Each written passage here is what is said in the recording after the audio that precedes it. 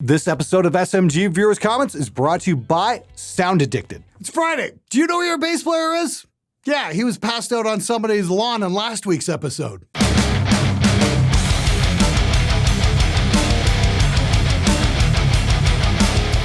Hey everybody, welcome to SMG Viewers Comments. This is my weekly show where I try and sell you an SMG cock blocker because I really need the money. Seriously though, what I try and do is answer your comments and questions to the best of my ability and put my 20 years of experience running a home studio out of a garage into context to something you guys can hopefully absorb. If you got a comment or question about recording, leave something below. I want to hear from you. Anyway, let's get right to it. Hey Glenn, I'm a prog guitarist and I'm trying to save up for a JVM half stack, and one of my friends said I should get an AxeFX instead and that tube amps and half stacks would be gone in 10 years. I don't want to waste my money on the wrong thing and I really like the JVM. What would you do? Well, first and foremost, I'd call that friend a fucking idiot. Here's the interesting thing, the JVM is going to hold its value. Ask yourself this, how much is an AxeFX 1 worth these days? Because AxeFXs are Apple iPhones for guitar players. That's all they are. Because I guarantee the next best thing is going to be coming out in the next year or two. You're going to get an AxeFX 4 and then an AxeFX 5. We swear it sounds like the real thing this time. That's going to be the basic marketing plan behind all that shit. Look, Apple figured it out a long time ago. Keep the consumer on the tit. It's planned obsolescence, and you can be damn sure it's gonna happen with the next AxeFX iteration as well. Everybody's gonna hate the AxeFX 3 and everyone's gonna want the AxeFX 4 or whatever the fuck it is. Here's a little perspective. I bought my dual rectifier back in the year 2000 as a wedding present to myself. And 19 years later, I've still got it. I bought my 5150 in 2005, still got it. I bought my Gallion Kruger MLE amp in 1993, and I've still got it. What I do not have is an outdated modeling system that I'm never gonna touch anymore, because I never spent money on that.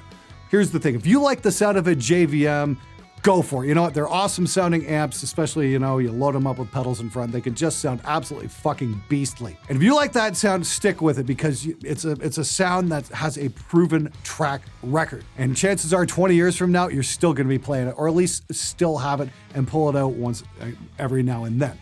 Look, I get it, the AxeFX is this big flashy system that's really popular with a lot of modern players. And you know what, they're pretty good. I'm not doubting the quality behind that. But you can be damn sure it's going to be outdated in 5 years. Hi Glenn, I just purchased my dream amp about a week ago, Bogner Uberschall Twin Jet. And when I told my friends I did that, they were a little disappointed. I'm not taking any shit on their opinion because they've all wanted me to get a Kemper. I've been lucky enough to have the opportunity to buy a brand new Twin Jet, but my question is, in your opinion, is this whole amp versus Kemper profiling thing truly subjective? Thomas. Hey Thomas, congratulations on the Bogner. That amp is a total fucking monster.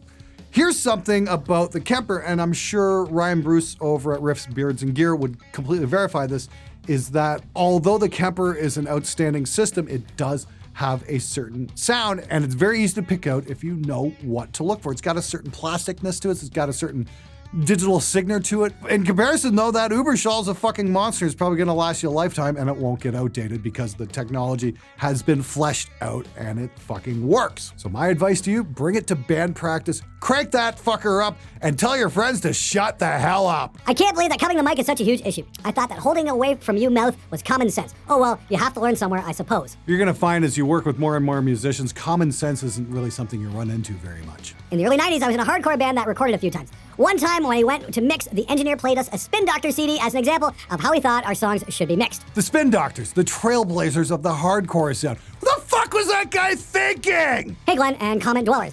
Quick question, what's the minimum amount of hard drive you'd recommend for beginning audio and video production on a laptop? We'll probably be getting started on Reaper or something similar. Thanks. Audio's one thing, you can probably get away with 512 gigs and probably do you fine, but if you're integrating video into your whole production system, get as much as you can. My Slick Audio PC laptop has 4 terabytes of solid state drives in it. It costs a bloody fortune and it is absolutely worth it. That way you're not constantly offloading your stuff onto some of these. And I'd recommend getting a couple of these anyway. These are 4 terabyte Seagate drives. They're small, they're powered just by the USB bus, and they're absolutely fantastic for backing your shit up and not having to worry about it. I keep a pair of these in my roller bag at all times so I can back stuff up when I need to on the fly, and they're absolutely fucking fantastic. Seriously though, Get as much as you can afford because you'll regret it if you don't. Now, if you guys have watched any of my mix review shows, you'll notice that the first thing I'll ask about your mixes that need work is, what's your monitoring situation? Well, Sound Addicted makes speaker pads that will improve your playback by isolating your monitors from what they're sitting on. That way, any vibrations the monitor cabinets make won't be transferred, and you'll hear the sound of your mixes, not annoying buzzes. The new SM pads can handle 75 pounds before deforming, and you can stack the angled part to have the monitors tilt at a 9-degree angle. That's what we're using here at Harmony to support the new Kali 3-way monitors that we've been working with, and I am quite pleased with the SM pads. We sit quite a bit lower than the actual meter bridge, so having the tweeters actually aimed at the listening position as opposed to over our heads has made a vast improvement in the mixing experience. You can check them out at soundaddicted.net or on Amazon. I'll have links in the description below. Now back to the show. So I have the Blackstar Fly 3 with an extension cabinet and I'm using them as monitors. I'm just a broke high schooler that is recording for fun. Are they okay for my situation? Absolutely. Don't worry about not being able to afford top-of-the-line gear. You're in fucking high school. You know what? Practice your ass off. Get as good as you possibly can at your instrument. The better gear will come with age, getting a job, and all the rest of that stuff. Dude, I'm gonna be 50 in August, and you know, I started out with crap gear too. I had an 85-watt Gorilla in high school. It sounded terrible, but you know what? It's all I had, and I made the best out of my situation. The cool thing is you can go out and grab free amp sims like Emissary by Ignite, and I think I've got a couple of free cabinet IRs you can grab. There's a bunch of free stuff you can grab online, but there is absolutely nothing wrong with using that Blackstar. Keep at it, dude. Practice your ass off. I hope you have an amazing time with it. Just want to interject here. There is no butthurt of the week comment because you guys are fucking awesome. And all the troll comments this week have just been pretty much ad hominems. Oh, you're fat, this, that, and the other thing. And yeah, well, hey, I'm losing weight and I'm doing something about it. And those people are still assholes. Anyway, next comment. I had just finished a couple of projects and decided to go back and check out some of my older unfinished ones. And holy fuck, what happened? I thought they sounded great, but no. Fortunately, I only work in my bedroom studio and it's still my stuff that I work on. Hobbyist day. Have you ever gone back to projects and wondered, what the fuck was I thinking? Love the show and keep up the good work. I think you're going to find that everybody, and I mean everybody, it doesn't matter what level they're at. I know I do it. I know Alex does it. I know some people are way higher up the chain do it. Go back to some of their earlier mixes and do exactly the same thing. What the fuck was I thinking? Hey, Alex, you hate your earlier mixes? Oh my god, dude, don't even remind me about my earlier mixes. They were so bad. Like, I can't even believe people, liked it and then asked me to do mixes based off of it. Like, that's how bad I feel like they are when I listen to them. Like, I can't believe I got hired. Okay, these must have been the guys who were hotboxing in their car a couple of episodes ago. Yeah, probably. That's probably how it happened, yeah. All right, get out of the shot. All right. That's called learning, and it's called gaining experience. Yes, you're gonna think your earlier mixes suck, but you gotta start somewhere. Looking good, Glenn. I've gone from 255 down to 237 in 5 months. Slow and steady. My goal is 200. I'm 6 feet tall. I'm putting together my first home studio. I built a knockoff platform output desk. I've got 2 different sets of monitor speakers. I'm trying to decide between Apple or a Windows computer. What do you recommend for the hardware? I mean, given the Cubase 10 software as a gift from a good friend that uses it and loves it. My budget is not too big. My friend has a Mac, but they cost a lot. Is there much difference? Thanks in advance in case you reply. Well, hey, Edward, thanks so much for writing in. I'm more than happy to reply because I think this is a valuable question for not just you, but many other viewers as well. What should I get, Mac or PC? And there's no real easy answer to that one. I mean, like, they both have strengths and weaknesses, but I gotta say, I really do like the whole Mac integration when it comes to your messaging system and, you know, the iCloud system, you know, the photos and all the rest of the stuff. And Mac does seem to have a little bit less friction when it comes to setting things up like audio peripherals and that sort of thing. So my question to you is, if you don't have a lot of money, great. If you have a lot of time, you might be able to spend time on a PC. But if you don't have a lot of time, maybe go with a Mac because it's gonna save you a whole lot of fucking around. And here's the thing. This is coming from a guy who's run a recording studio for 20 years on a PC. I'm slowly but surely moving over to the Mac system based on what one of my friends, Mike Noonan, who's like head audio guy at CTV Bell Globe Media in Toronto, said because he's the guy who turned me on to PCs way back in college. And I'm like, dude, I thought you're a PC guy. He's like, yeah, but I need to get work done. And when I'm doing 3 videos a week, it's the same thing. I need to get work done. I need to just be able to fire up the machine and have it work and concentrate on the task at hand, not hunting down bugs. My former band went to record our debut album. When we were given the final copy, I found the engineer timelined the guitars, which made us sound lame because we played like the Stones, before and after the beat.